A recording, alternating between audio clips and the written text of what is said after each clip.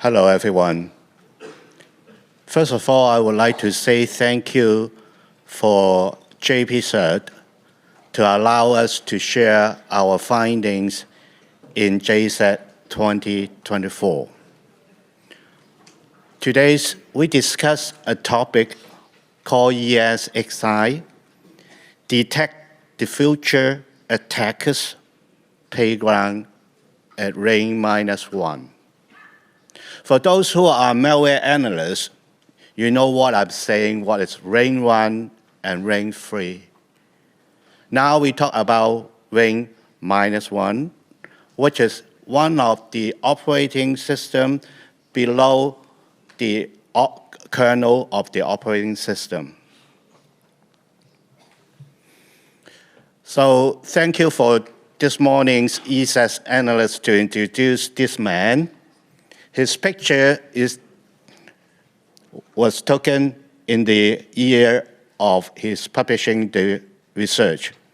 So he's an old guy, not me. Let me introduce my team. Michael is from PwC Hong Kong. His expertise in the cyber threat operation, incident response, as well as security operating center. Victor is a young guy. He experienced in quite a lot of the endpoint analysis and also DFIR activity. So basically, we should have the label called Blue Team. So we try to discuss everything. We got 48 slides. We try to finish it as fast as possible. But if we miss something, you can refer to the slide that provided by the conference. So let us talk what is ESXi. May I ask you a question? Please show your hand if you're aware of this. Do you know what is ESXi? Wow, I am expecting no one raise hand because this is APAC. Okay, I don't need to give explanation what is ESXi, but may I know one thing? Have you tried to SSH inside ESXi? Good. Have you typed the command by using PowerCLI to connect the ESXi? Have you changed your password before? Are your ESXi connected to the AD? Do you think it's a good idea? Okay, I'm just joking, sorry. So what is ESXi? Basically, it is VMware product. vSphere is the virtualization solution. So vSphere is the component designed for specific purpose in managing virtual machine. If I can ask one more question, you don't need to answer me. What kind of virtual machine you are running on top of ESXi? If you're running second domain controller, are you running any spawner or any critical application on top of ESXi? That is a strange question you may not be asked. So ESXi in the old days, like Frankie, his old day, we are using ESXi on top, running a version of ESX, which is running on top of Linux distribution. ESXi do have its own file system called virtual VMFS. It also kickstart of a virtual memory and to hold the logs. If you shut down, the log's gone. It maintains high availability so that your virtual machine can run continuously. And basically, it is a kind of OS to run virtual machine. Of course, as I said, to control the vSphere kind, mainly we are using web interface or SSH inside or running PowerCLI and some other things. So the diagram show you, basically, if I can, I try to move the E-center below this virtual machine.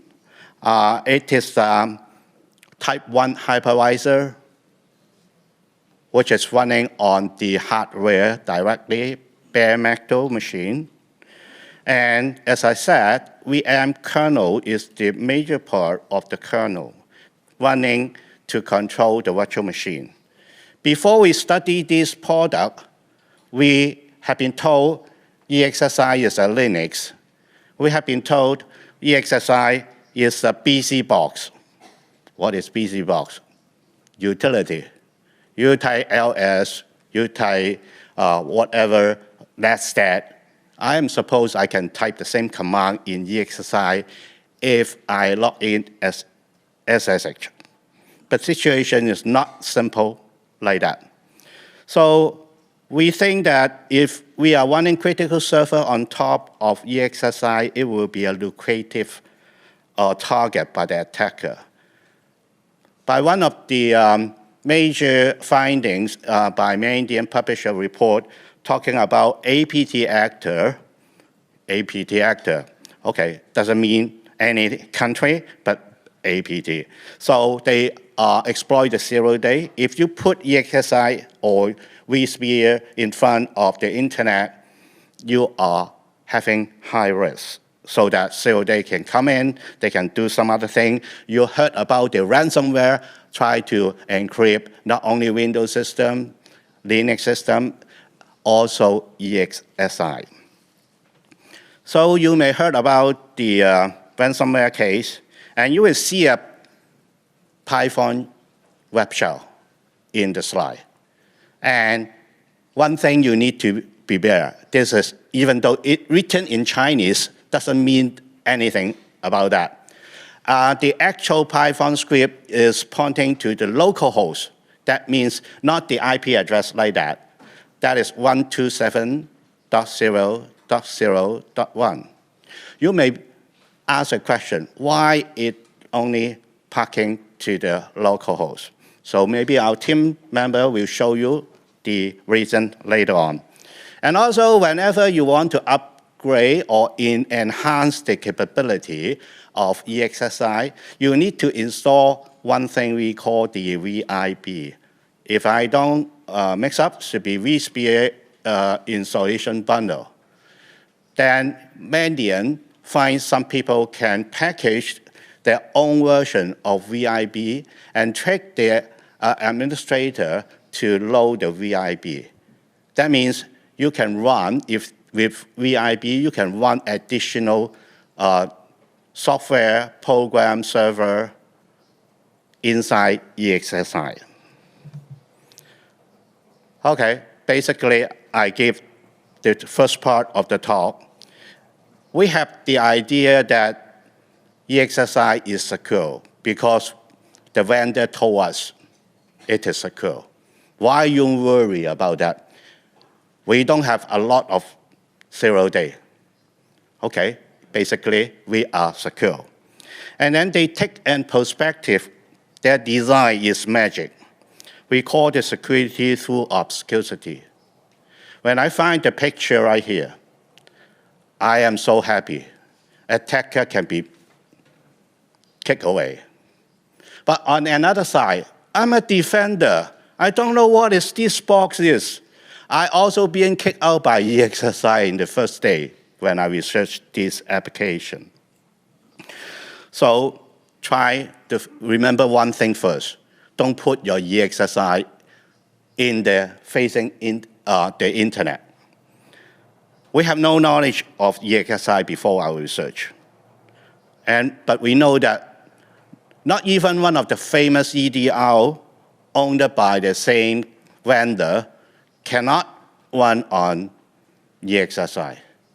Sometimes you cannot type. First time I log in ESXi, I try type netstat. It doesn't work. Low logging, no, not really true. The logging is a lot, but put it into the virtual file system. If you restart, you get everything lost. No auditing, not true. They do have some auditing. they have their own PAM system inside. No visibility, I would like to give a check. Yes, I don't know what is going on. What kind of log when I handle a ransomware case that is inside the ESXi? How can I get the information for me to do the incident study?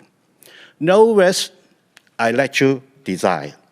Let me pass over the second part to Michael. All right. Hello. So as we start looking into the research topic of ESXi security, we need to start somewhere. So with that, we start by looking into the threat intelligence scene, look at how what's the role that ESXi plays in an attack queue chain. Now, if we look at the news and look at the research published out there, it's not the most frequently you would see ESXi appearing would be for ransomware case, and that is true because in the past 2 or 3 years we are seeing an increasing amount of ransomware operators.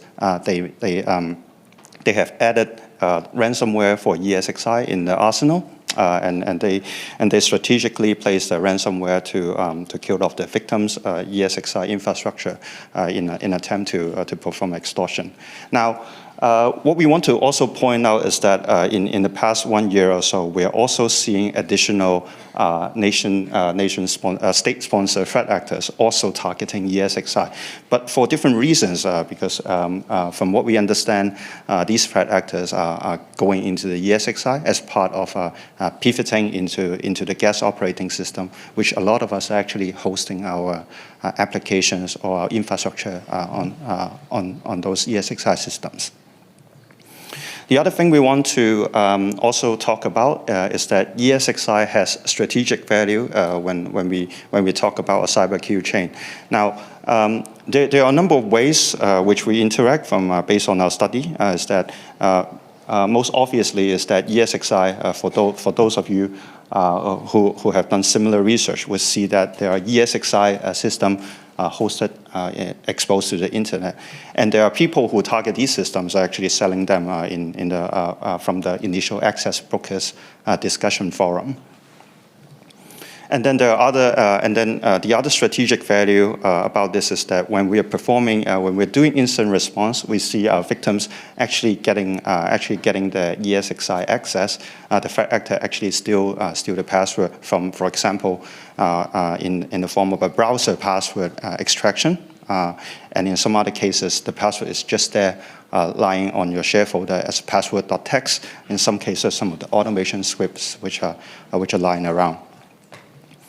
And obviously, when we look at this, it's basically one root password. We don't need domain admin anymore. We don't need PAM. These are auto bypass. If we think about it, it's just one single password to your root account.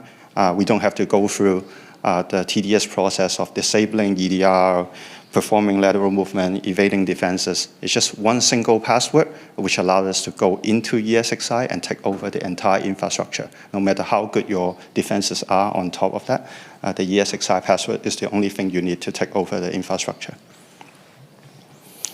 Now, I think the key message which we want to talk about here is that while ESXi is a lucrative target for threat actors, at the same time, it's not receiving enough attention from both the security professionals and also the IT communities. We're seeing that as a recurring theme that appliances like ESXi or like what Frankie just mentioned with the other appliances, embedded systems, they are not receiving attention. As security professional or product vendors, they are not creating EDRs with this solution. And also, for many of these infrastructure components, the documents are not really well organized to a point where the IT admins or the security people would have enough knowledge to properly defend them, detect them, or most importantly, architect them in a way to minimize the risk if you have this system in the environment. Before we go on to the attack scenarios, we also need to have a quick introduction of what the ESXi structure would look like. And I start with going through a high-level understanding of what ESXi looks like.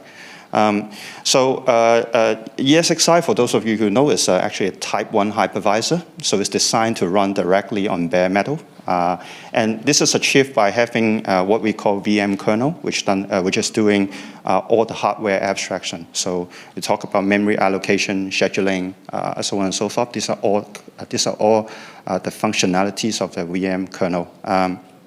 And outside of the VM kernel is actually the various interfaces which the ESXi has on top. And of course, ESXi also has the utility such as BusyBox and the like to allow IT operators like ourselves to actually log in and have experience closer to, for example, our Linux operating systems. More importantly is that the VM kernel, or the ESXi as a whole, allows us to extend the capability by introducing new drivers, so on and so forth. This is done by VIB, and this is an important point which we're going to talk about in a little bit to understand how this can be used as a persistent mechanism. So we want to talk a little bit about the ESXi interfaces, and I'll pass the time to Victor to do a little walkthrough with you guys. Thank you, Michael. Thank you, Frankie. I saw many people raise hand know what is ESXi, so I can briefly easy to talk about ESXi interface. So ESXi, like our HTTP proxy, hostd, which is aka web interface UI, which is all the operator will also do the configuration or operation on the UI. And other like command like ESXCLI, local CLI, vimcmd, VSISH, and PowerShell, which I saw many people raise the hand they know and using the command.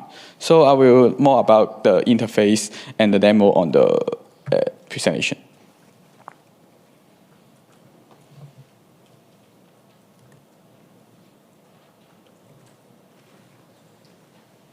So you can see this is a ESXi login demo, and you can saw all the service like FTP, SSH can run on the ESXi, or you can check the service status.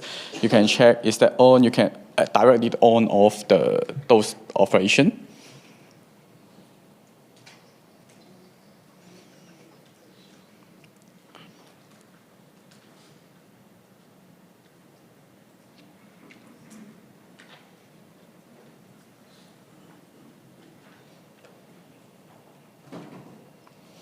You can check your storage. You can store what VM, and you can check although like AD or other application server. You can store your VM on the directory. You can directly download it. And on that, you no need to log in the VMware. You can directly enter some information.html. You can store all the information, the version. You can directly check how to attack it. Either on that, you can also enter your server. Either though our presentation cannot get the response, but you can directly to access it. Other than that, this is a SSH demonstration. You can use the ESXCLI. You can check the surface. You can check the port, which port's on.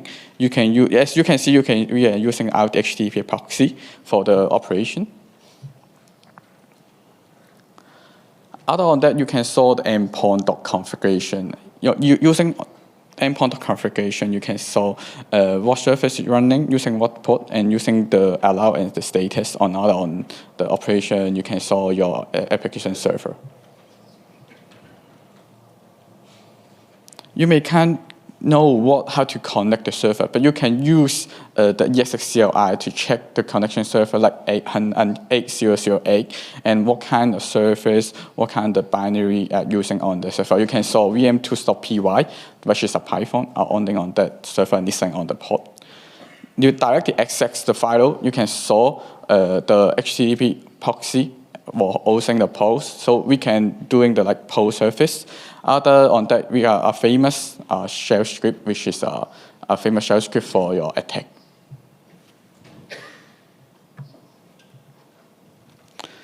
In order on the like console walkthrough, what kind of binary can run on the ESXi, like Michael and Frankie what discussed on before. You can use built-in native Later on that you can using all like Linux version strict, Linux command CLF, or other on that you can using ransomware. And either or you can use Metasploit like Linux or like shell script.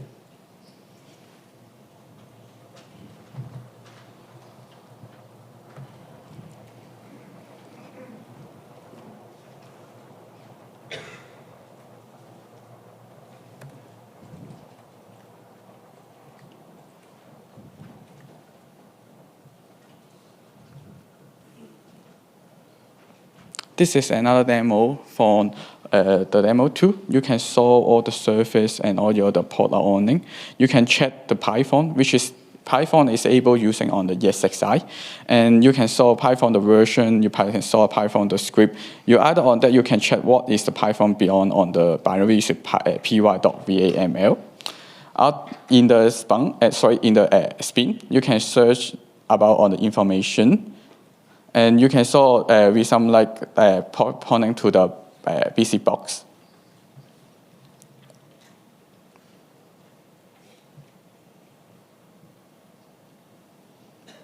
You can show what command can using for the BC box.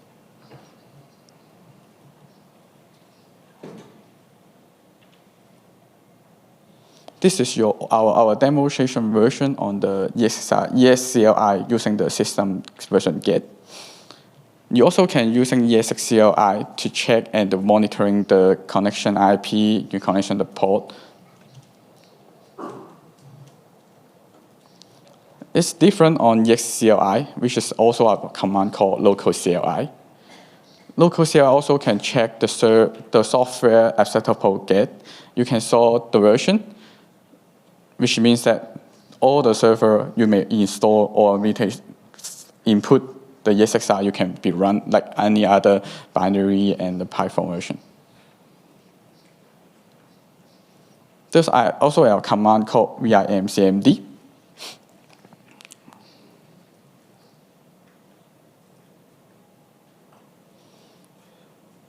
You can use the close command to check what the surface and call the command and show out we can run it on the set.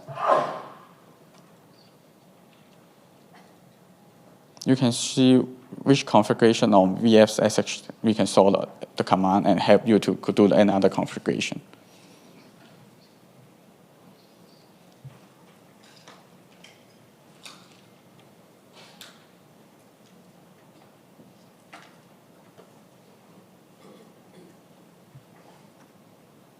During enter to our demonstration, you can saw we have some Python, you can see we have some docc, which is a C program.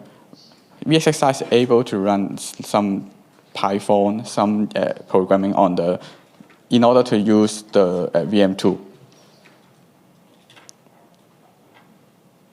As you can see, we can directly run, like say, hello, I'm run2. So you can see already to process the program. Either the tool to run some string, or we also can do some like calculation through the program.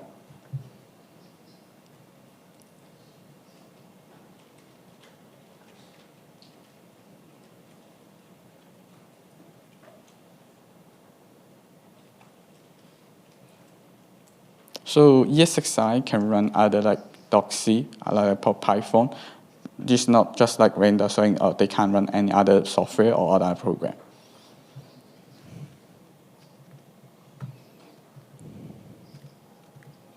So let's pass to Michael for the attack scenario. All right, thank you. So when we talk about, now that we have some understanding of what components they are with ESXi, the obvious next question is thinking about what sort of scenarios we can. Now, with ESXi being attacked, very likely we were just talking about ransomware.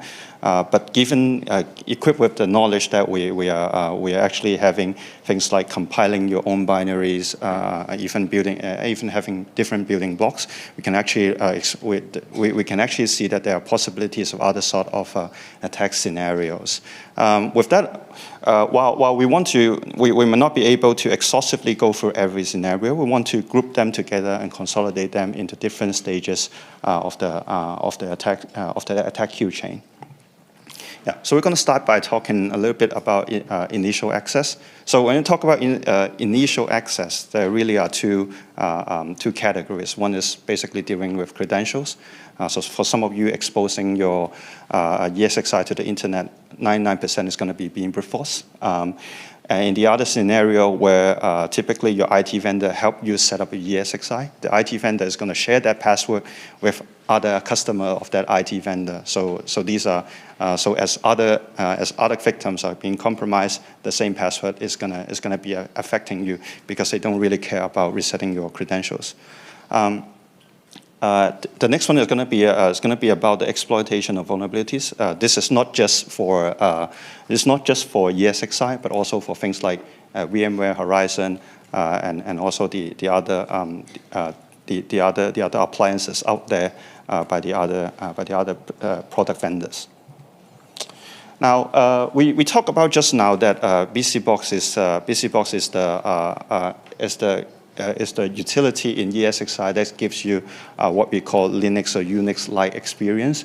We started logging into it and have a look around at BCBox, and we can actually see that under the /binary directory, there are a number of utilities that are readily available for you.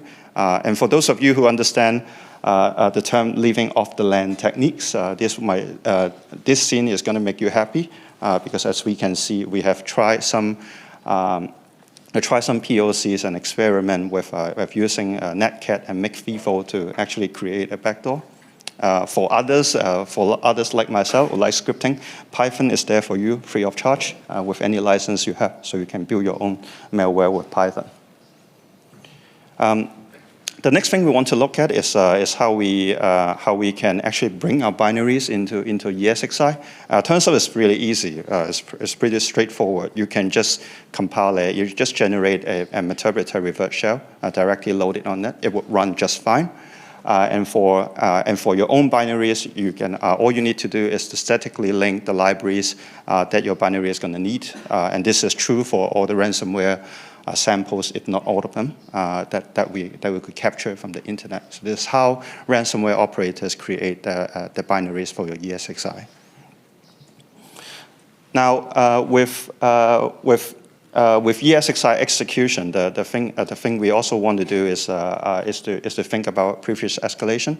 One thing we want to point out is that we can actually reapply all the forensic techniques here offensively, such as to capture the credentials from by extracting the virtual disks as well as the volatile memory on that VM. Essentially, these VM are just files. So anything that we do forensically all the techniques can be reapplied here. We also think about how these gas operating system can be interacted with in live. So turns out vSphere actually provide you with APIs that allow you to interact directly with the operating system, and that means you can interact directly with the gas OS. And we were able to create a script that can fit into one single slide, and given the credentials, given the right credentials, we can actually interact directly with the underlying operating system in the name of automation. So you can think about it as the command is going to execute directly and under the name of the VM tools, which you install on your guest operating system. And from a defense perspective, this is a nightmare because it's very difficult for you to track the execution one by one without also associating the lateral movements. In terms of persistent, Frankie just mentioned the VIBs. So the vSphere installation bundle allows you to put in some configurations which are generated and put in every time you reboot. So that's a persistent mechanism. We are seeing some threat actor operators actually carrying out this sort of attack. I'm going to hand over to Victor again. Okay, so yeah, conscious of time, we're going to skip the demo with the attack. Just basically what we're trying to do here is we can perform reverse shell, and typically we can just compile our binaries as long as we statically link them. All right. So quickly moving on to the response and prevention. So when we talk about DFIR on ESXi, the philosophy is basically the same: is to answer a question on what a threat actor would do to your system. So we are just trying to explore different logs. And VMware does a very good documentations on the logs. Just quickly going through some of the logs that are available on there. So for example, there's auth.log, which you can see. We can track the source IP and as well as the username. There are other logs which allows us to see how interaction is done with for example, the web UI, as well as what sort of commands are being executed. And very useful log for especially in the incident response situation. For more specific configuration changes, installation of VIBs, there are other logs also documented and readily available. So you can see that the VMware actually has quite a bit of logs available within the ESXi that allows you to just about going through them to visualize what an attacker to do. And if you ask me how much of this log I actually check in when I'm doing incident response, the answer is very little. So typically ransomware, they will also target those logs to perform the encryption. So most of the time when we do incident response, especially with ransomware, there only is a few lines of log available on the ESXi. So it's almost advisable for you to actually ship the logs out of the ESXi for you to do a proper monitoring as well as detection. So let's go back a little bit on to talk about the ESXi triaging. So there are a number of tools, one by VMware. So this is a VM support command that basically take the log in the form of a package. It was originally intended for diagnostic, but we find it also useful in the initial triaging during the incident response. There are other open source projects, which, for example, ESXi Triage and the UAC, and we are taking advantage of this being we're also taking the advantage of the BusyBox being able to capture the information in terms of automated script. So these are open source projects you might want to look at. In terms of threat hunting, so ESXi does not support Yara or these sort of tools on the spot. But what we can do is to work around it by remotely mounting these artifacts or the file system remotely with a SSH FS. So this log will be available. So the file system would be available remotely, and you can just run Yara to basically extract the information you need remotely through the use of Yara to detect, for example, IOCs and also the other malicious activities. Right. So basically, some insights we have from handling incident response, especially with ransomware or maybe attack that directs to a ESXi system. The key message here is that the key message is around the topic of segregation.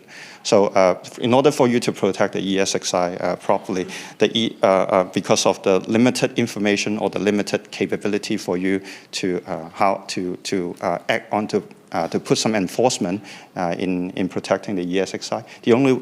The most effective way of doing it is treating it as your lifeblood system, more like your domain controller. And in this sense, we also think that this is even more important than your domain controller. So we classify them as what we call the ring 01 kind of asset in your environment. So again, the keyword here is segregation. So you would be putting them in terms of a network segment and also logically. So you would want to use a separate set of credentials, so on and so forth, to access it. And you also want to treat it as such by shipping the logs out and performing monitoring of the ESXi to ensure that these logs are actually reviewed properly and understood properly to perform the detection and visualize the attack as they happen. And of course, being a ring 01 negative one access asset, you want to also have dedicated backup plans for that. And this is especially important in the case during the incident response with ransomware. Right. So there's some takeaways. I will let Frankie to.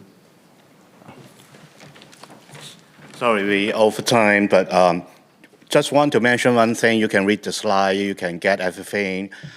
Don't put your ESXi in front of the internet without any kind of protection. Thank you for your time.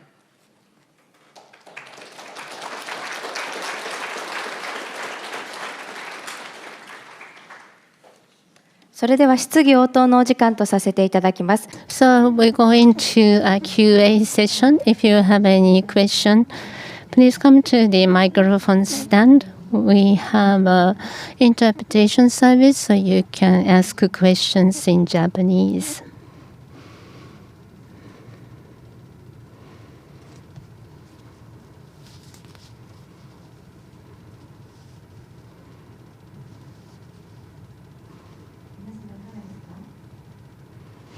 Do you have any questions?